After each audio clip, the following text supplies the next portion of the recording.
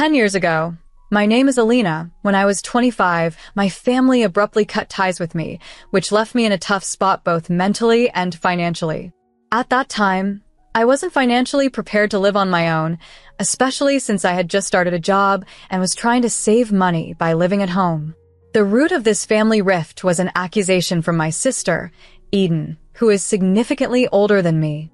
Eden had been married to William for 1 year when she suddenly filed for divorce, accusing him of having an affair. The supposed other woman was a friend of mine, Ariana, whom I had introduced to William because he was a nutrition director who could help her with her goal to gain weight. This connection led my sister to believe that I had inadvertently facilitated the affair. I was blindsided by these events because both William and Ariana had always shown themselves to be upstanding individuals. William was utterly devoted to Eden, and Ariana, a genuinely decent person, would never intentionally become involved with a married man. Despite the lack of concrete evidence, my parents sided with Eden without hesitation, driven perhaps by their immediate emotional response to her distress. This family drama led to them kicking me out of the house at a time when I was just beginning to establish my financial independence. It was a sudden and harsh exile that I had no time to prepare for. Fast forward to many years later, I received an unexpected email from Ariana, who had come across definitive proof that contradicted the accusations against her and William. This evidence shed new light on the situation and prompted me to confront the past, although it also stirred up old conflicts and strained relationships further.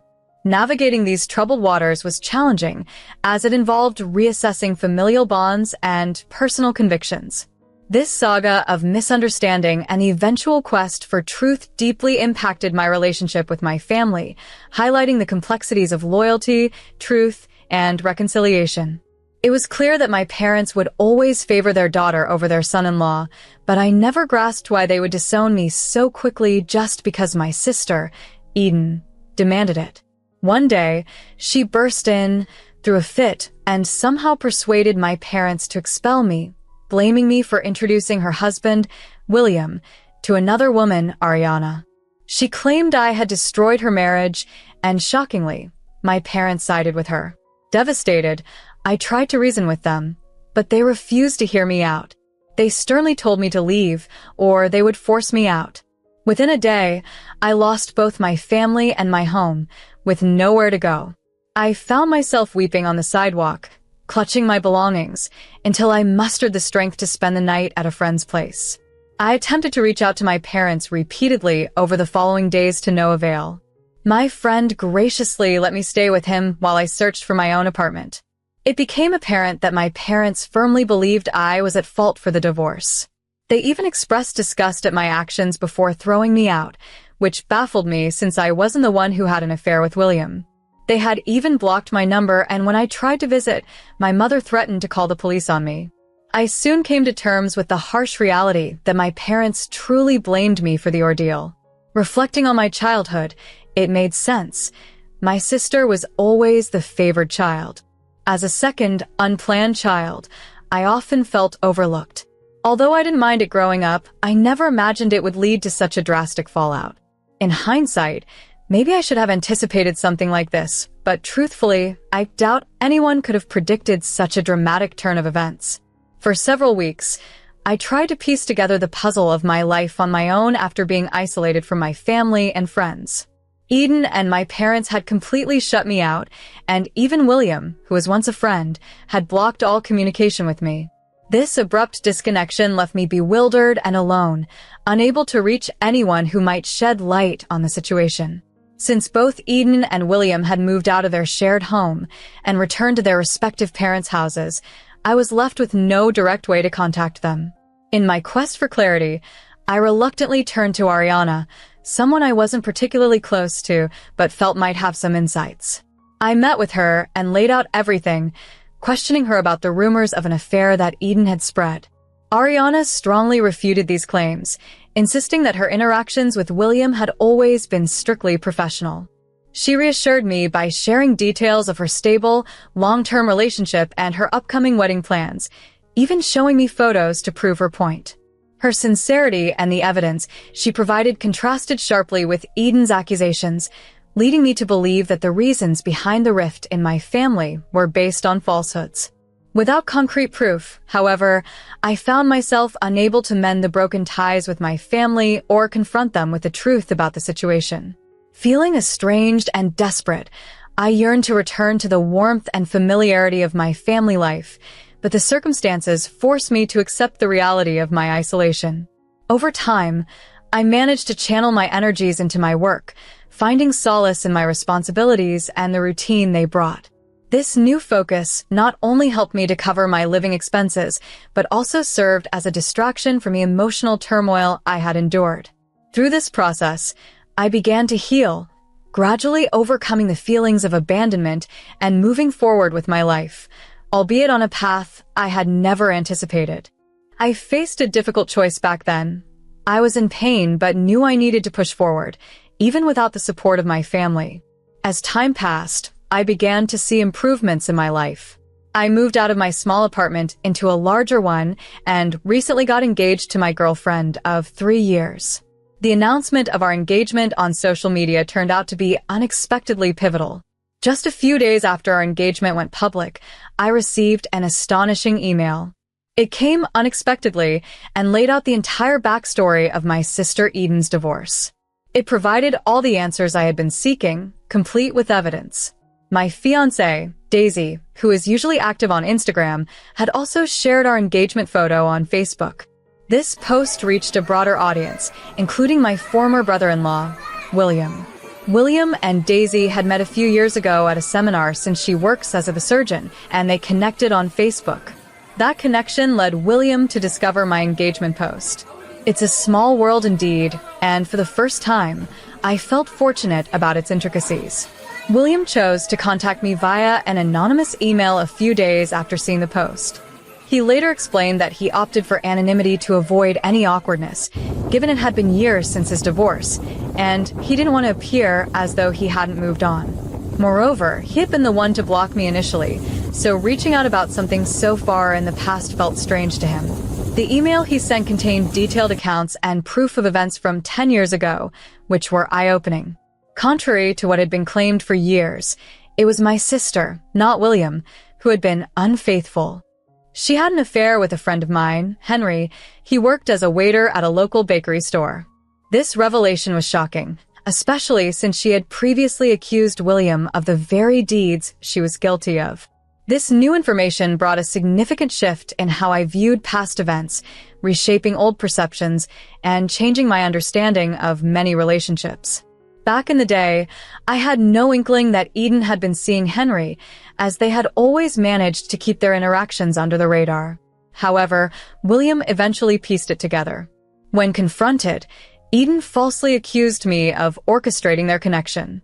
She claimed that since I introduced her to Henry, knowing he was an aspiring she had musical talent, it was all my doing.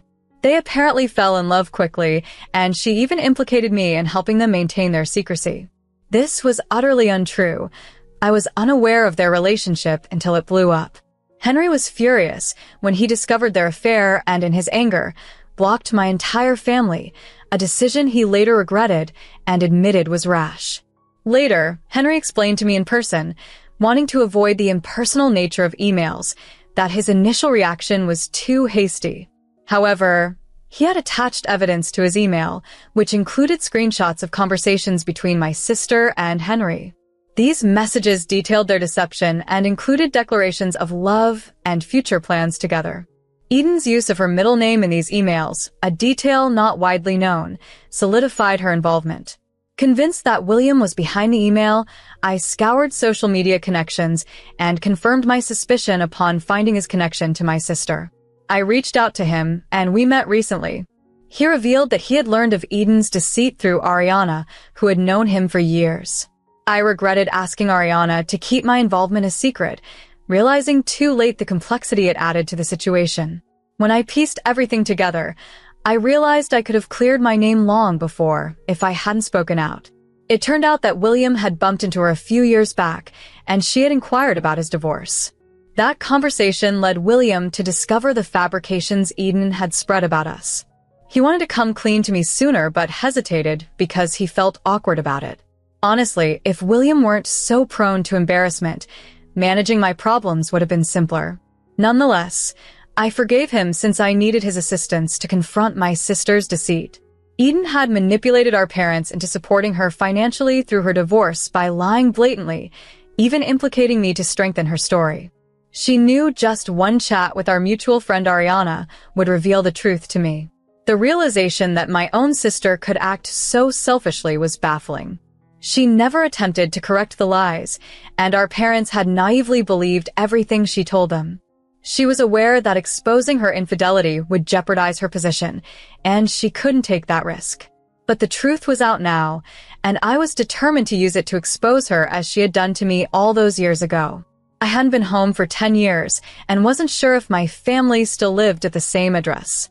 Luckily, they hadn't moved, a fact I confirmed through an old neighbor. It was unsurprising to find that Eden was still living with them. She had always been lazy, preferring to let our elderly parents handle all the household duties if it meant she could avoid any hard work. So, without prior notice, 5 days ago, William and I decided to show up at their doorstep. When my mom opened the door, we entered without giving her a moment to understand what was unfolding. The living room hosted my dad and Eden, reuniting us briefly as a family, but the peace was short-lived. As soon as we stepped in, my dad's demeanor changed drastically. He threatened to call the police if we didn't leave immediately. I retorted that he could do as he pleased, but only after reviewing the documents we brought. My parents were baffled, while Eden, looking nauseous, excused herself to her room. It seemed like she was trying to avoid confrontation, but escaping the situation was futile. William proceeded to present the divorce papers and the emails between Eden and Henry as I laid out the backstory. He explained how Eden had been forced to part with our grandmother's cherished diamond ring in the settlement because, as a high school teacher, she couldn't afford the financial demands and had to sell the ring instead. The revelations shocked my parents, particularly when they learned of the depth of deception. The tension escalated when my dad demanded Eden explain herself. Despite the overwhelming evidence, she continued to deflect and lie. Having had enough, my dad packed her belongings and expelled her from the house, then sternly told the rest of us to leave as well. I wasted no time leaving with William, while my sister, desperate and tearful, pleaded to stay, echoing my own past pleas for familial reconciliation. This moment felt like a profound twist of karma, and I couldn't help feeling a sense of justice. Days later, my sister appeared at my place, insisting I mend things with our parents. I was surprised she found me, but I firmly told her I owed her nothing after everything that had transpired. She had wrought her own ruin.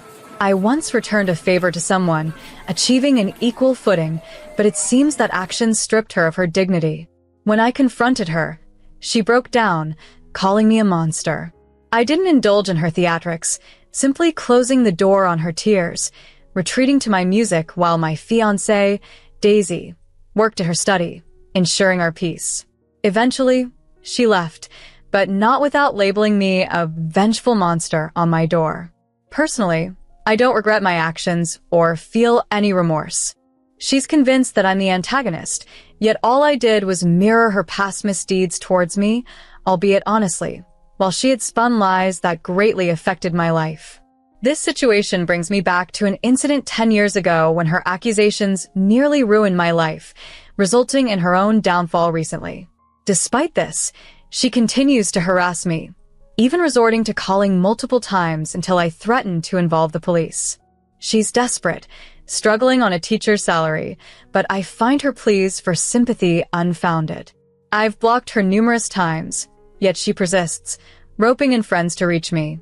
Our parents, who are no better, stumbled upon my engagement announcement and now seek reconciliation, wanting to attend my wedding without so much as an apology. I remain unmoved by their attempts to re-enter my life, holding firm in my resolve. What are your thoughts? Am I wrong for wanting justice served after all these years? Or is it just desserts for the pain caused by her false claims? Today was quite the eventful day. It's baffling how some people muster the courage to speak nonsense, but thankfully, I've stayed out of the fray. Instead, Daisy and I have spent the day chuckling over their messages. It's almost impossible to believe they're serious. It's truly a sad situation for them. Adding to the chaos, Eden showed up at my doorstep again. Just yesterday, I warned her I'd report her for harassment. As I was about to head to work, she dramatically threw herself on my car's hood, refusing to move until we talked. It was incredibly frustrating, and I ultimately had to call the police. They arrived and escorted her away while she made a scene, attempting to paint me as the villain. But her theatrics didn't sway anyone. It took a while, but I pressed charges and then rushed off to work, determined not to let this episode ruin my day. As expected, my parents bailed her out since she's their favorite. Later, my parents sent me a long message criticizing my actions, citing a supposed honest mistake from nearly a decade ago. It's ironic, considering there was nothing honest or accidental about the way my sister and they treated me. They were fully aware of their actions. Despite knowing I had nowhere else to go, they didn't hesitate to throw me out. Now that the tables are turned, I see no reason to extend forgiveness or kindness. I replied, telling them they lost any moral authority over me years ago and should stop fooling themselves. I haven't blocked them yet due to lack of time, but it's on my to-do list. Once done, I hope to finally be free from all this family drama. I just got home from work and checked my social media, only to find yet another lengthy message from my parents. Daisy and I just shook our heads in disbelief. I recently came across a message that left me and my friend Daisy in stitches. It was perhaps the most absurd thing I've ever read. It seems some people who think we're still family don't realize that their words no longer affect me. They live in their own delusional bubble, thinking they are victims or heroes. They told me they've welcomed my sister Eden back home, claiming that both of their children deserve a second chance, as if I was the one who had erred. While they've reconciled with my sister, they also expect Daisy and me to visit them for a dinner to resolve our issues amicably before my upcoming wedding. They even assume I want them at my wedding, a notion that made us laugh even harder. I responded to their message, making it clear I had no interest in their invitation and that I've been perfectly content without them for the past 10 years. Their actions only reinforce my decision to distance myself. I no longer need them or their forgiveness. They can keep playing the perfect family with my sister, but as for me, I've moved on. I've blocked them, cutting off all communication, as I no longer find humor in their attempts. I'm certain they'll try to reach out again, but they'll find that I'm unreachable. Daisy is the only family I need now. As for my parents and sister, they've never been able to see beyond themselves, and I doubt they ever will. Should they try to contact me again, they'll be dealing with my lawyer. That's a promise I intend to keep.